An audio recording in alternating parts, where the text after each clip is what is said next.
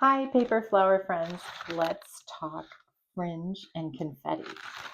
In order to make those most effectively, you have to think about the grain of the crepe paper that you're using. And so this is heavy duty crepe. And if you can see, it's got ridges that are running this way.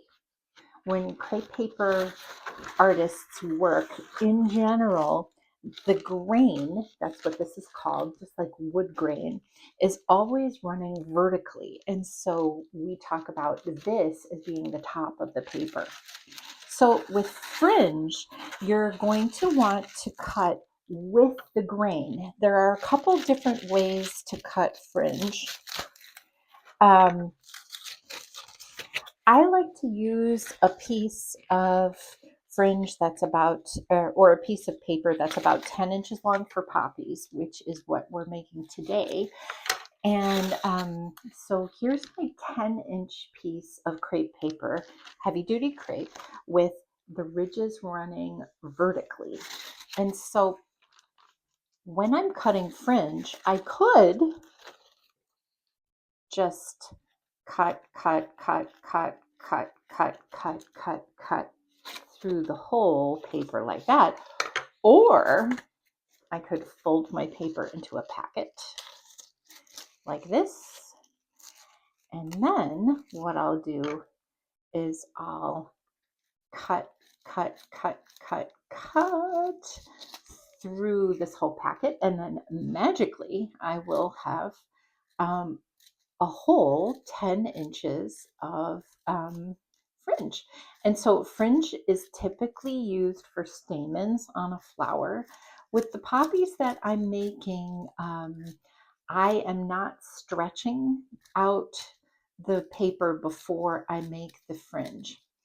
And then I don't know if you can see it very well here, but what I'm doing is I am holding the packet between my first two fingers here, and I'm using that to feed the packet through the scissors. So it's almost like I'm a sewing machine, and these two fingers are the presser foot pushing the fabric through. Also, I usually rest my scissors on my finger here so that it's moving around less. And in fact, there's very little moving around at all. Just clip, clip, clip. And then when you get to the end of the packet, you have to clip the edge here. Now, what I've done is I've made fringe without any flower in mind. I just did about an inch of fringe. And when you are making your own flowers, of course, you're going to make a fringe that is a specified length. However, I'm thinking that this inch of fringe will be just fine on this stamen, or excuse me, this poppy center. So one thing that you can do is if you're new at cutting fringe, you can make a wide piece of fringe to make into your packet. And what that does is that gives you an extra bit of ease to move your fingers around and hold the paper. Once you become better at cutting fringe, it'll be easier to make fringe that's any length. Like for right now, I'm doing that sort of presser foot action with my fingers at the very edge of the paper. And some paper florists clip their paper so that they don't cut all the way through it. But that looks uncomfortable to me to work with a big paper binder clip at the top. And if you cut through your fringe or something like that, just make a new one. It's not a big deal. Just throw it away. Start fresh.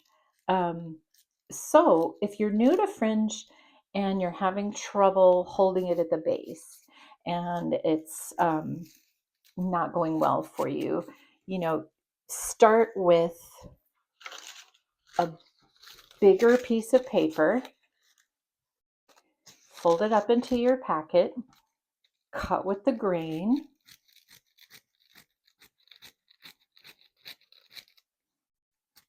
and then when you get to the corner at the end, you're going to need to do a couple little cuts. And then when you're done, have a look. Make sure everything's looking even. If there are some spots that you've missed, you can go back to them. And then cut that bottom that was there helping you hold the fringe together, cut that off. And so then I've got this, and I'm all set and ready to glue that.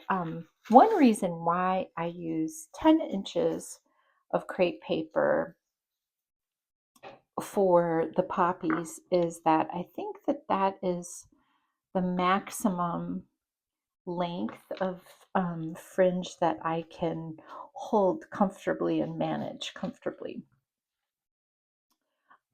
So what I've done is I've put a line of glue at the bottom, actually dots of glue, and then I'm gonna put that back down, and then I will roll it up on here, and I am not stretching anything out. I am just letting the paper rest, the fringed paper rest on my workspace, and I'm rolling it up. I'm not pinching, I'm not stretching, I am just rolling. Here we go.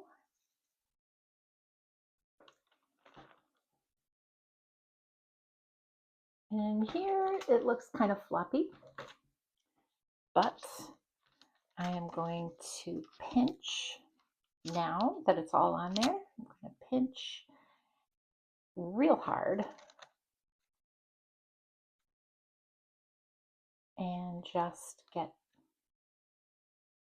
the stamens sort of blooming outwards, so to speak. And I like that effect very much. And this didn't take long or anything. And if I did it badly, I can take this off and put it on again, and it's just fine.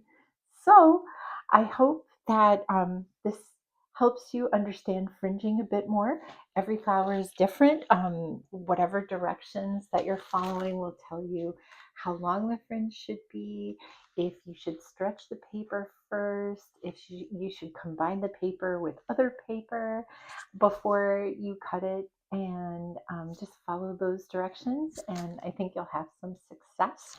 And if you're interested in making paper poppies like these, please follow me. I'm Kate, and my series is Craft Along with Kate, and I have a poppy craft along.